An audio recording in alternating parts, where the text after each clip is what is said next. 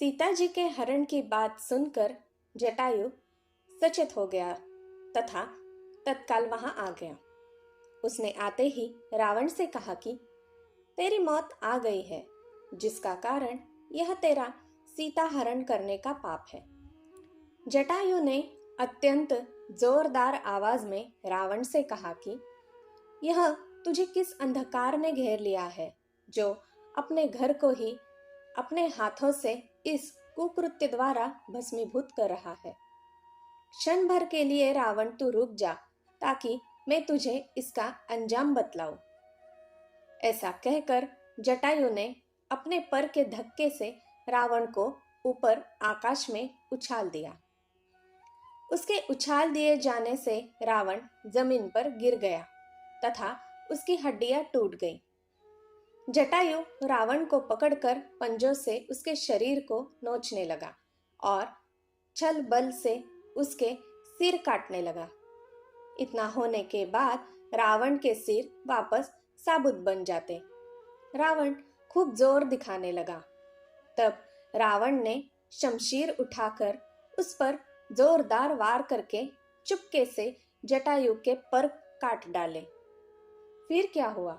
जटायु के पंख कटते ही वह भूमि पर गिर पड़ा। फिर भी उसने रावण का पीछा छोड़ा नहीं। रावण उसके समक्ष विवश हो गया। सीता जी ने रावण से कहा कि यह अब जीवित नहीं छोड़ेगा। तुमने इसके पंख काट दिए, अब यह तुमसे इसका प्रतिशोध लेकर रहेगा। तब रावण ने सीता जी से कहा, मैं तुम्हें अभी यहीं पर मार डालूंगा, अन्यथा इससे मुक्त होने का उपाय बताओ। सीता जी पर रावण ने बहुत दबाव डाला। तब सीता जी ने रावण को वह सारा तरीका बताया जिससे जटायु का काल आ सकता था। सीता जी बोली, रक्त से सने हुए बड़े बड़े पत्थरों को इसके ऊपर फेंक दो। जटायु उन्हें निगल जाएगा और इस प्रकार तुम्हारे पीछे नहीं लगेगा। तदनंतर जब श्री राम जी से यह सारा वृत्तांत बताएगा, तब ही काल उसे मुंह दिखाएगा। जब तक यह श्री रामचंद्र जी के दर्शन कर उसे मेरी सारी बातें नहीं सुनाएगा, तब तक यह कभी मरेगा नहीं। रावण ने भी सीता जी के कहे अनुसार जटायु को रक्त से सने बड़े बड़े पत्थर खाने को दिए, जिन्हें खाकर जटायु भारी होकर धाराशाही हो गया। रावण को भागने का अवसर मिल गया और वह सीता जी का अपहरण कर आकाश मार्ग से लंका की ओर चल पड़ा। प्रसंग दूसरा। नल ने ही समुद्र पर पत्थर तैराकर सेतु क्यों बनाया?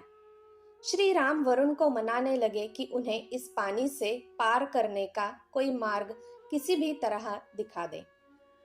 अनुनय विनय करके पश्चात भी जब वरुण ने कुछ न सुना, तो समुद्र के कण कण जला डालने के उद्देश्य से समुद्र में श्री राम तीर चलाने को तत्पर हुए। तभी वरुण प्रकट होकर श्री राम की शरण में आ गए। यह देखकर श्री राम ने समुद्र में तीर चलाना बंद कर उस तीर को उत्तराखंड की ओर चला दिया। इससे वहां सब कुछ जलकर नष्ट हो गया। तदनंतर वरुण ने एक कथा के माध्यम से समुद्र पर सेतु निर्माण का मार्ग बताया। वरुण ने कहा, बहुत पहले एक धोबी रहा करता था, जो ऋषियों, जोगियों, सन्यासियों आदि के वस्त्र धोया करता था। वहां उस वन में एक वानर रहता था, जिसका नाम नल था। धोबी को देखकर उसको क्रोध और ईर्ष्या होती थी, क्योंकि वह उसके वस्त्र नहीं धोता था। नल ने धोबी से कहा कि मेरे वस्त्र भी तुम धोया करो। यदि तुम मेरे वस्त्र धो नहीं सकते, तो कम से कम ओढ़ने के लिए कुछ धुले हुए कपड़े तो दे दिया करो।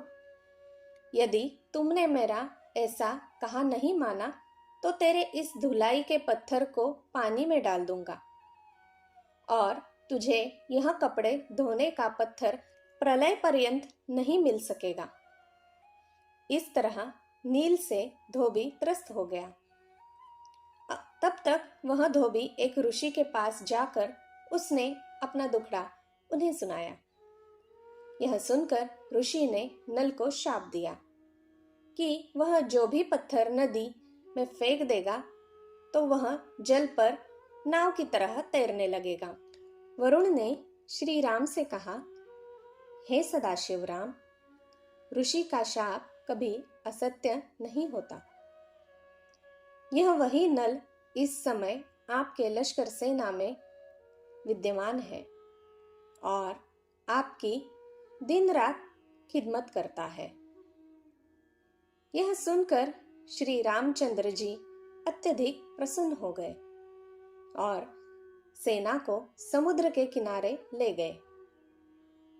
श्री राम ने यह मुनादी दी कि समुद्र पर सेतु निर्माण के लिए सभी नल को सहयोग दे, और तभी वानर सेना हाथों में पत्थर ले आई।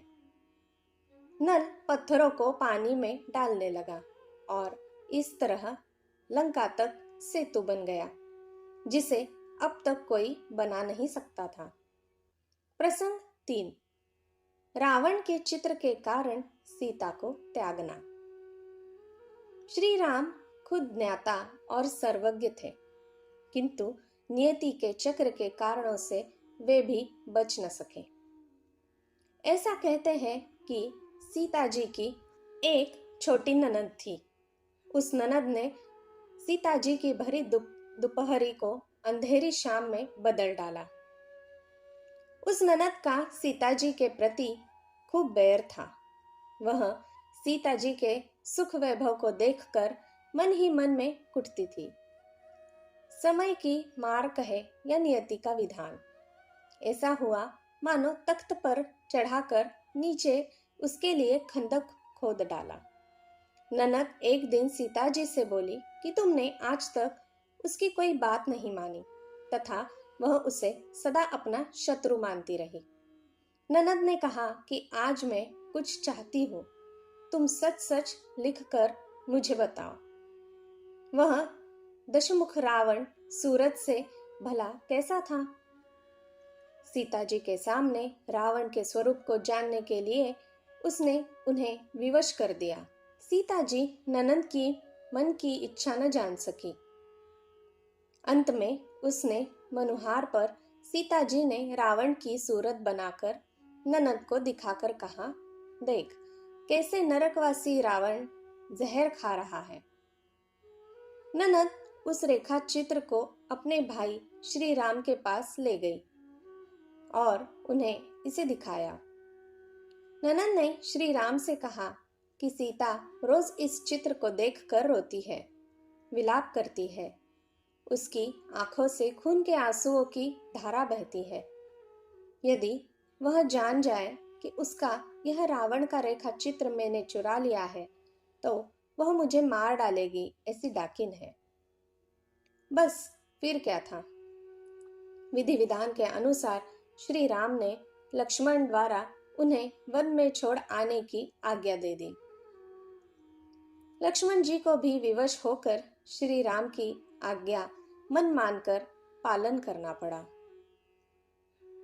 यही कथा प्रसंग आनंद रामायण में कैकेयी द्वारा सीता जी से रावण की आकृति पूछना और सीता का दीवार पर केवल रावण के अंगूठे का आकार बताना तथा सीता जी के चले जाने पर कैकेयी द्वारा रावण के अंगूठे के अनुरूप रावण के सारे शरीर का चित्र बनाया तथा श्री राम के पूछने पर कैकेयी ने सीता जी द्वारा चित्र बनाया बताया गया तथा कैकेयी श्री सीता जी को श्री राम द्वारा परित्याग का कारण बनी।